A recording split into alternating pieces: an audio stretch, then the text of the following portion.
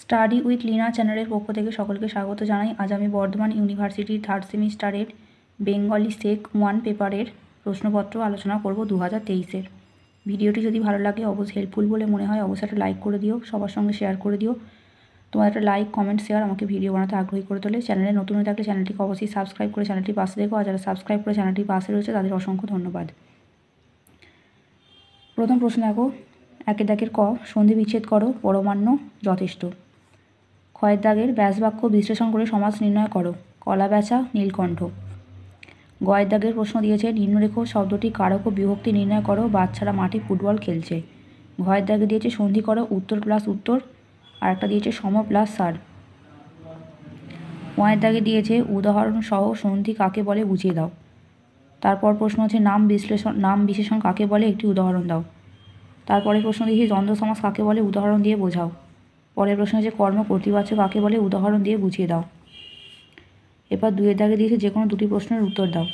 কয়ের দাগে রয়েছে নিম্নরেখ পদগুলির কারক বিভক্তি নির্ণয় করো যে কোনো 5টি।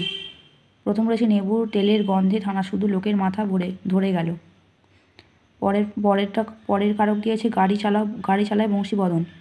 তারপরে দিয়েছে পঞ্চস্বরে দগ্ধ করেছে কি সন্ন্যাসী। পরে দিয়েছে দুধে দই হয়। তিনি আহারে বসেছেন, রেতে মশা দিনে মাছি তাই নিয়ে কলকাতায় আছি। এবার ক্ষয়ের দাগে দিয়েছে নির্দেশ অনুযায়ী বাক্যের পরিবর্তন করো যে কোনো 5টি। প্রথমে রয়েছে রক্ষকই ভক্ষক, এটাকে জটিল বাক্য করতে বলেছে। যতদিন জীবন থাকবে ততদিন পরে দাসত্ব করব না, এটাকে সরল বাক্যে পরিণত করতে হবে। সত্যের নাহি পড়া যায়, অনর্থক বাক্য অর্থাৎ হ্যাঁ বাচক বাক্যে। তিনি সচরিত্র ব্যক্তি, এটা নঅর্থক বাক্য করতে হবে।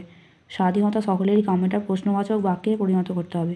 নিজেকে জানা কর্তব্য, এটাকে অনুজ্ঞাসূচক বাক্যে পরিণত করতে হবে।